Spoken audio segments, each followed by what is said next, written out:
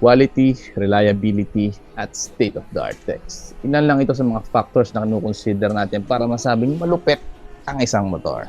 Ilan lang din yun sa mga reason kung bakit mas pinili natin to kaysa dun sa previous bike natin, which is yung 675 NK. And guys, this may not be everyone's cup of tea, and yun ang pag-uusapan natin mamaya for this episode. What is up guys? It's your boy, Kuya Juicy, and this is the new Honda CBR 650R E-Clutch.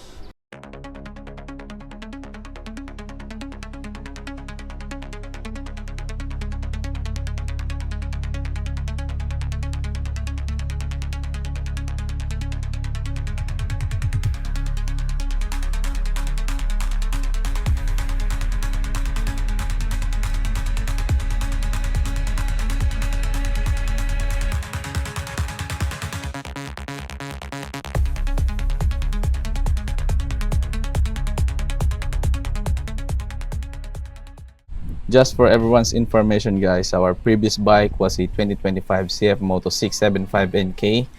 And from our last episode, kung hindi nyo pa napanood, please guys, subscribe to the channel and watch the full episode. So sinwap natin yung 675 NK into this beautiful bike. Let's just say na another era ng ating channel or another arc ng ating channel. So dati mga ginagawa nating contents is mostly for the CF Moto 675 NK. So, ang mangyayari ngayon is ito na yung magiging bida ng ating channel. So, pinangalanan natin siyang Stark from the Avengers. Bale nga pala guys, may dalawang colorway ang bike na to.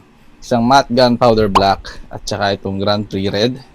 So guys, let's move on naman sa makina ng bike. Meron siyang 649cc liquid cooled 16 bulbs inline 4 dual overhead cam engine na may lakas na 93.8 horsepower at 12,000 RPM at 63 Nm of torque at 9,500 RPM. So kung mapapansin natin guys, bakit ganun? Bakit parang mababa yung rev range niya?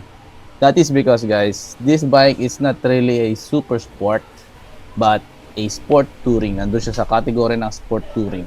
So although inline 4 siya, hindi siya ganun ka-sporty pagdating sa power. Na 6-speed tranny na gumagamit ng conventional cable throttle, to which is hindi masyadong trip. Parang para sa akin sa text na niya ng motor na to, dapat naka-ride by wire na. Pero anyways, it doesn't matter. It's still good. Throttle response is good. Mamaya pag-usapan natin yon. Also, gumagamit ng Honda E-Clutch system or E-Clutch technology. So, sa mga hindi pa nakakaalam, basically, yung Honda E-Clutch technology is hindi mo na kailangang mag-clutch all throughout your riding experience with this bike. Napunta tayo sa harap. Sa suspension, gumagamit ng 41mm inverted Showa separate function big piston fork na may 4.7-inch travel. Tapos pagdating sa brake sa harap, gumamit ng dual 310mm floating disc na naka-Nissin 4 piston caliper radially mounted. Size ng gulong sa harap natin, 17 inches. Tapos gumamit si Honda ng Dunlop Sport Max Road Sport 2 na may tire size na 120/70. Pagdating naman sa rear suspension guys, gumamit ng Showa direct mount monoshock. Kaso adjustable lang yung spring preload niya, nothing else. Tapos yung rear brake naman natin naka single disc na 240mm, tapos single piston caliper na Nissin din. Gumamit si Honda ng steel diamond frame, conventional pa rin, and I think this contributes a lot doon sa weight ng bike natin, which is 211 kilograms guys. So nag-jump tayo from 675 NK na 189 kilograms to 211 kilograms. Kung makikita nyo sa harap natin is ang kanyang TFT display. Naka 5-inch TFT display po tayo, and you can navigate from here. Ito po yung knob or yung lever para ma-navigate natin yung TFT. Ayan. Tapos syempre yung nabanggit na natin kanina, yung E-Clutch. Tapos HSTC or yung Honda Selectable Torque Control, meron na rin ito guys. Nandito din sa dash natin kung paano natin papalitan yung display settings natin, like display type, kung gusto mo na bar o circle or simple. Yan, nandiyan dyan. Tapos nandiyan din yung background kung gusto mo na puti o gusto mo na item. Yan. So, mas prefer natin yung black. Pero sa inyo kanina, with your own convenience, pwede mong patayin yung e-clutch. So, kung paano siya i-access dito sa dash, dito lang tayo sa knob. Right. Tapos settings. right. Tapos makikita natin yung Honda e-clutch dito. Makikita natin yung setting, pwede natin siyang patayin.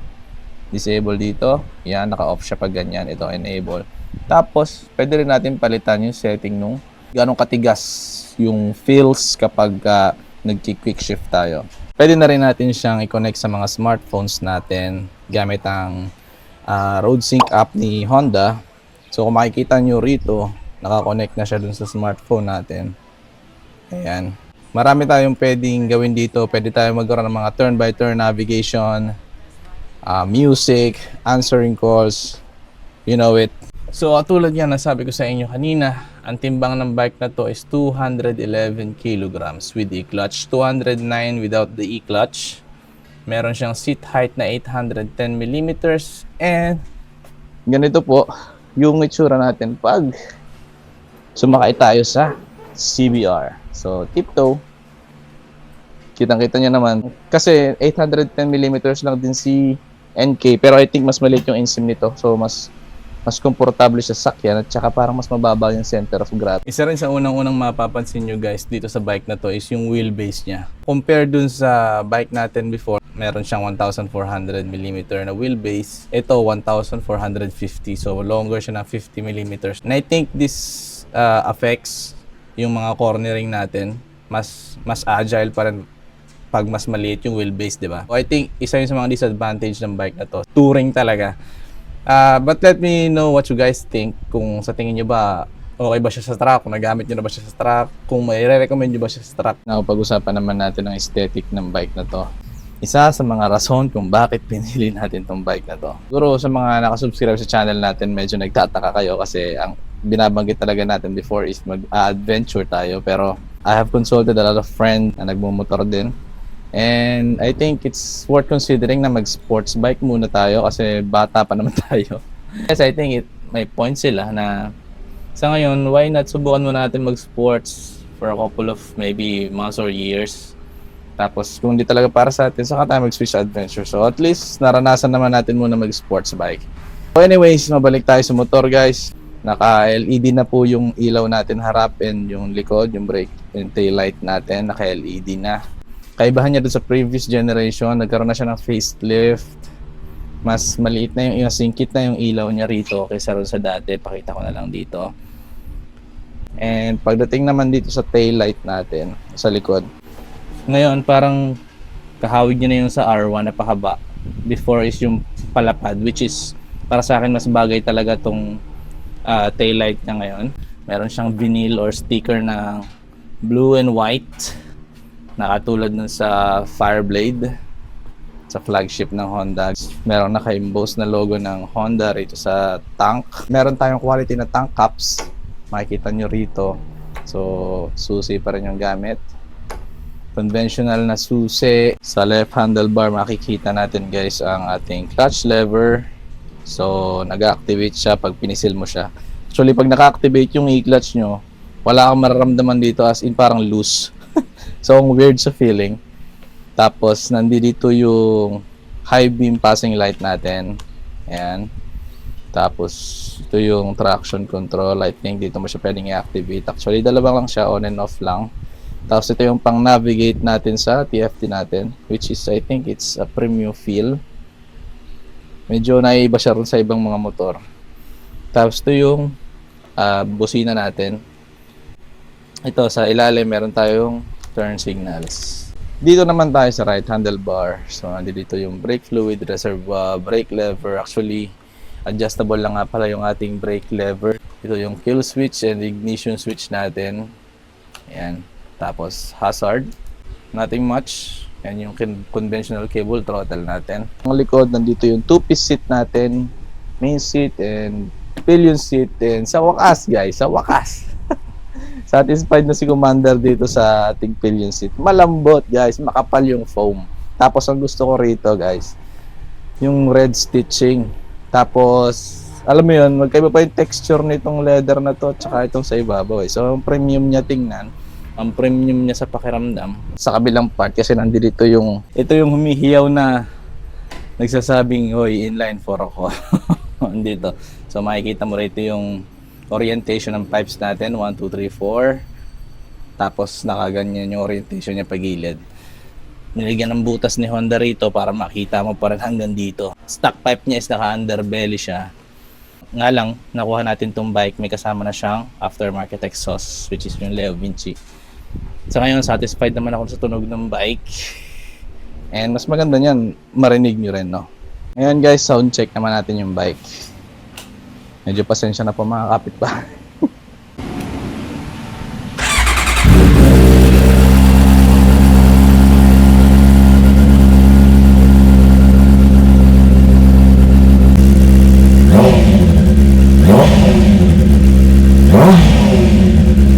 Grabe. So guys, kung maririnig nyo sobrang screamer, baka mamaya ma-screamer na din ako ng kapitbahay dito, so hindi na natin patagalin, at least narinig nyo na. So what is up guys, enough talking, and tingnan na natin kung paano mag-perform tong si CBR 650R sa kalsada. Let's go, let's go. Woo! Let's go. Grabe din tong Leo Vinci na exhaust. Hindi siya kasing bulahaw nung sorte natin dun sa NK, pero sobrang buo din ang tunog nito. Bago na yung cockpit natin. Change skin ba? Change skin. So from naked na cockpit to sports na cockpit, ano mas gusto nyo guys? Let me know what you guys think dyan sa baba. Tapos ergo wise guys, pag ergonomics naman ang bike na to, actually hindi siya ganun kasubsob. Kaya-kayang mag-upright na walang kahirap-hirap. So kung nangangawit ka, madali lang. So ito yung perks ng CBR 650R, no? Anytime pwede kang mag-attack position. Anytime pwede kang mag-feeling naked bike, kasi nakakapag-upright ka pa rin. At isa sa mga reason talaga na kaya natin ito kinuha is dahil doon. Kasi sports touring, nandun tayo sa sports touring na category. So hindi tayo ganun kasubsob. At the same time, nakukuha natin yung aesthetic ng sports. Yes, kung makikita nyo rito, naka-primera tayo. Wala tayong clutch. Yeah! Perks! You know, perks! Anyway, may pa naman tayo ng usapan. Engine heat. This bike, well, ano lang, same lang din siya ni NK. Hindi man siya ganun kainit, pero hindi naman siya yung totally wala. May mararamdaman ka pa rin. Tapos guys, i-highlight ko na sa inyo kung ano yung biggest thumbs down nitong motor na to. Inline 4 siya. So hindi ako nag-expect ng kahit na anong vibration doon sa motor. Kung meron man siguro minimal dapat. Pero this bike actually sobrang vibrate guys. Mid to high RPM talaga mararamdaman mo yung vibrate. Sabi nila, typical yun sa mga CBR, kahit sa CB. Hindi ko lang na-expect na ganitong kalala pala. Malala pala siya. Marami sa mga tao na nakakita nung vlog ko, actually may mga nagko-comments din na bakit mo pinagpalit yung NK sa CBR, eh mas okay mag-perform si NK. Pero masasabi ko lang sa performance guys, same sila na 95 horsepower. Mas kumbaga mas napapakinabangan mo lang yung power kay NK kasi torque siya at low RPM Ito kasi sobrang linear ng power delivery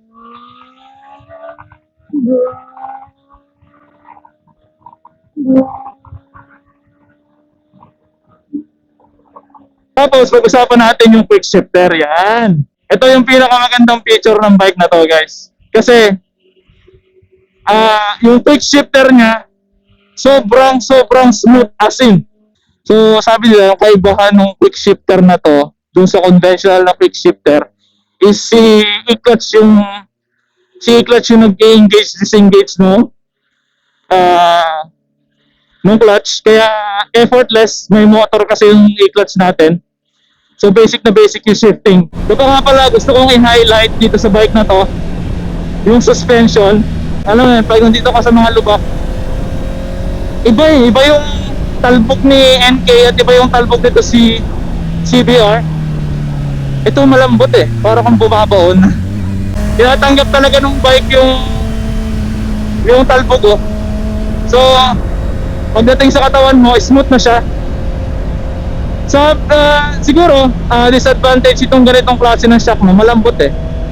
Is kapag nasa mga turns, di ba? Kasi sa halip na firme yung motor, bumabound ka ron sa kalsada.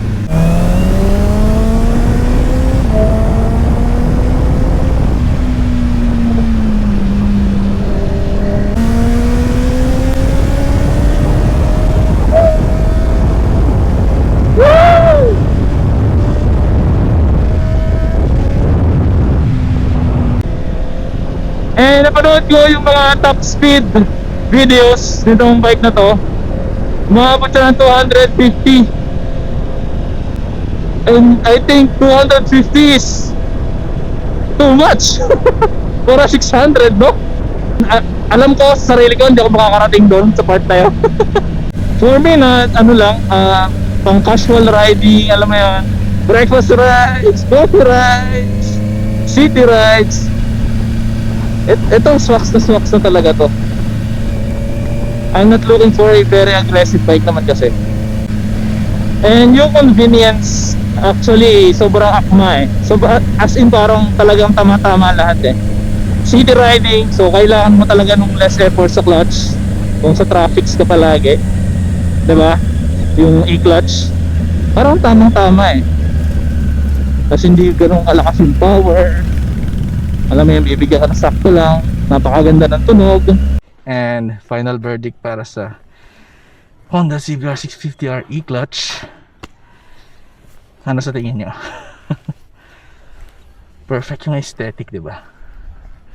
So kung tatanungin nyo ako kung marirecommend ko ba si CBR 650R as your first big bike, I think it's a no. Not a big no, but a no. Para sa akin mas okay para mag-start ka sa conventional clutch. O kung gusto mo mag-start ka dun sa CBR na hindi naka e-clutch. Para mas matuto ka. Ayun, tapos para kanino ba tong bike na to talaga, no? I think this is not for everyone. Sabi ko nga kanina, it's not everyone's cup of tea kasi it's lacking something na hinahanap ng iba. Pero para sa akin, binigay niya lahat ng kailangan ko. So I could not ask for more. So para siguro sa mga city riders, daily drivers na mga gusto ng sporty look pero ayaw ng masyadong malakas na power, ayaw ng masyadong aggressive na riding position. Ayun. So guys, hanggang dito na lang muna yung video natin guys. Kung nagustuhan nyo yung video, please don't forget to leave a like at mag-subscribe sa channel natin dyan sa baba. Again, this is Kuya Juicy and Stark. And peace out.